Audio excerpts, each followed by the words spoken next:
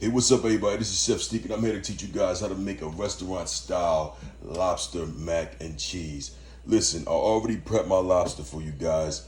Basically, what I did was I slit the shell right through the middle. I poured out the lobster meat. I didn't pull it all the way out. I poured that tail, and I seasoned it with a Creole seasoning. I pretty much make my own Creole seasoning. You can use red pepper, paprika, salt, a little bit of garlic, a little bit of garlic powder, a little bit of onion powder. You can throw a little bit of brown sugar in there. The reason why I like to use Creole seasoning because it gives me that spice that I like, and I kind of like to use like the Louisiana flavors for this particular dish. And then I just basically floured it with a seasoned flour. I pretty much use the same seasonings, and I just pretty much just mixed it in that flour, and then I dredged the lobster meat inside of that flour mixture. So the first thing first, we want to get our lobster tail in. My oil is already hot, and I'm about to just throw this lobster tail right up on in there. All right, you don't want to overcook your lobster. You don't want to overcook your lobster. This lobster should be done in about 4 minutes, no more than 5 minutes. You don't want your lobster to be rubbery. All right, so while we got that lobster just sitting there and doing this thing, first thing we're going to do, in a preheated pan, we want to add a little bit of butter into this pan, right? And as you can see, that butter is melting already. So right on top of that butter, you're gonna add some of this macaroni noodles. Well, I decided to use ziti because it gives it like a more complexity to the dish. So I'm gonna throw that ziti right in there. Make sure you don't overcook your pasta because you gotta cook it 2 times, right? So once that ziti is in there looking delicious like it is, we're gonna then add some seasoning to it. You see I have all my prep over here. So this seasoning concoction that I've made right here is basically Old Bay and a little bit of Cajun seasoning. Like I said, I like this dish to be kind of spicy and just delicious. So you want to make sure you season your pasta before you add your half and half in, all right? And the reason why I use half and half is because it's half the fat. And you already have butter and cheese, already have a lot of fat in it. We don't want this dish to be overly greasy. All right, so we got our seasonings in there, and then we're going to add our half and half. Just like that. Okay, so we're going to mix this dish. We're going to mix it up. Make sure that the seasonings and stuff is well incorporated into the pasta, into the half and half. You can turn it up a little bit. We don't want to add our cheeses in yet until this half and half kind of warms up. And then I basically pretty much just go off the color of the cream, whatever cream you decide to use. If it's a little reddish, then that's exactly what you want. For me, because I like the spice, I'm going to add a little bit more of the seasoning mixture. All right, and make sure you guys are checking on your lobster. You don't want your lobster to overcook. All right, and that's doing perfect. So I'm gonna add a little bit more seasoning in here. Just like that.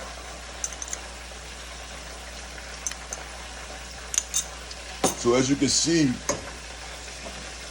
the cream in here is kind of coming to a simmer. All right.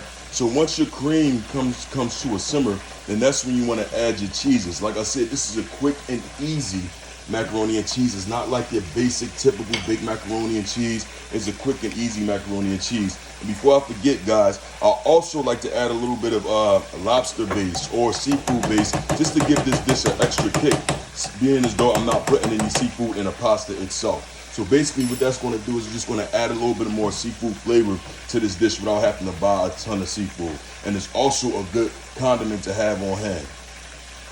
So mix that up in there just like that.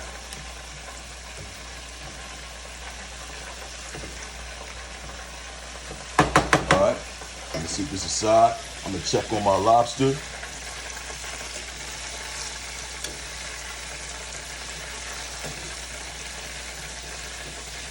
Like you said, guys, a quick 4 minutes, no more than 5 minutes on your lobster. You don't want your lobster to be overcooked. You want it to be perfect. You want it to be tender. You want it to be juicy. You do not want overcooked lobster. I'm telling you, it's not a good thing. All right, so then I'm going to add some sharp cheddar cheese into this mixture, just like this. Excuse my mess. You add the cheddar, and then you just mix it up, right? Mix it right into that pasta. And be careful. I should have used a bigger pan, but it's all right. I'm a finesse it. So as you can see, it's already melting. If it's too stiff for you, just add a little bit more cream to it.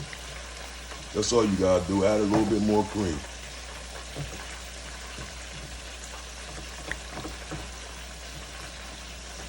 And for me, because I like mine's cheesy, real cheesy, that looks good. Since I like mine's real cheesy, I'm gonna add a little bit of mozzarella. It's gonna give it that ooey and gooiness that we all love, right? When it's stretching, that's what we like. All right, so I'm gonna add that to it. Just kind of mix it up, just like that. And because it's kind of stuck together, I am going to add a little bit more half and half because I want to be able to mix it properly, and I want it to be loose. So just a tad bit more. You don't really need a lot. And again, guys, your macaroni is okay, but make sure you do not overcook that lobster. So this lobster is pretty much done, okay?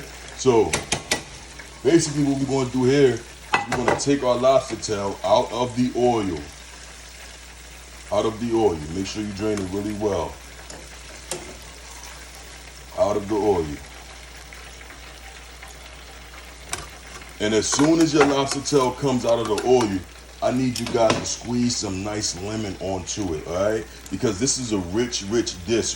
What this lemon is going to do is going to kind of break down some of that creaminess and that fattiness. And that looks absolutely amazing, all right? So, make sure we get the mixing. Make sure we mix our lobster mac up our mac and cheese up real good. As you can see, one side is kind of sticking. If you need to, turn your fire down. And this right here is looking crazy. It's looking crazy. It's looking so good. I can't wait to eat it.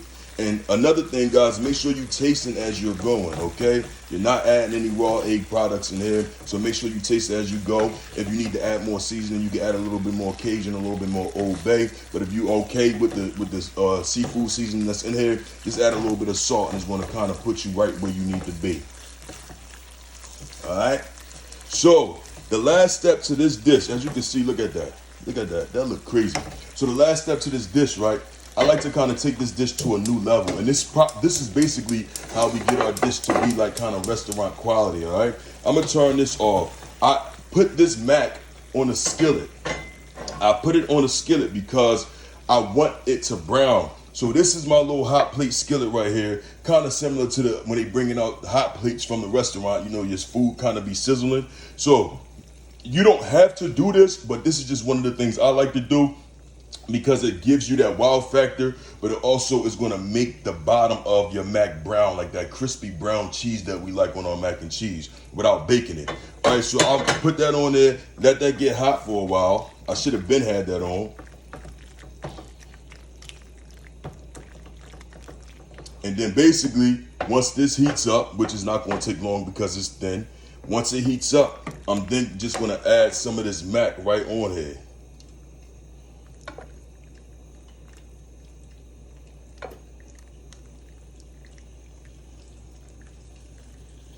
And as you can hear, it's starting to sizzle. Sizzle and whizzle. This mac look crazy, man.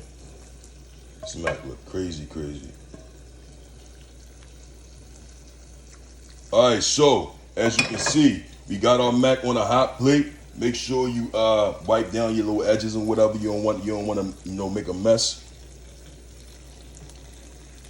So I'm gonna wipe down my edge, and you're gonna let that sit on there.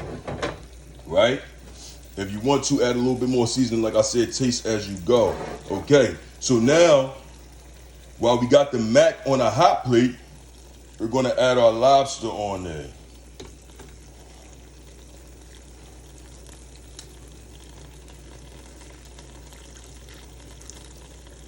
Just like that, 1 or 2 or whatever, however many you got.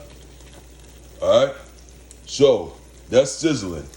Now what we're going to do is I like to add a little bit more cheese to my dish because I just like a lot of cheese. So, but not just any kind of cheese. This is an aged, this is crazy. This is an aged Gouda. Maybe I should have just put one, but whatever.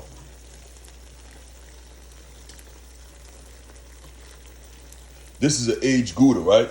So then you're just gonna do this aged Gouda right on top of there, just like this. It's gonna give it that old smoky cheese flavor that I like. All right. And then from there, you're gonna throw some fresh parsley right on top, just like this.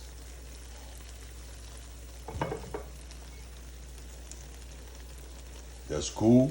And just to top it off, I'm gonna add a little bit more of like some paprika to give it a little bit more color. Or you can do chili pepper or whatever you like.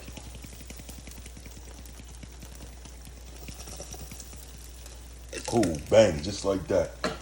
All right, so make sure when you handling this dish, if you have a hot plate at home and you cook it just like this, make sure you have some a pot holder, because this pot is going to be relatively hot, right? So get a pot holder and you just take it and you transfer it over to your wooden plank so that it won't burn as you eat, or as you transport it to wherever you transporting it to. So there you go, y'all. My version of a quick and easy restaurant style lobster, mac and cheese. I'm telling you, as complex as this dish look, it is relatively easy. You can do this in the comfort of your own home. Please, guys, like and share this video if you like what you saw today. Like and share this video, and make sure if you have any questions, just leave them in the comments and I will definitely get back to you guys. Listen, I'm about to dive deep in this joint right here, because it's just that crazy. And like I said, if y'all have any questions, feel free to leave them in the comments. Y'all have a good night. Peace.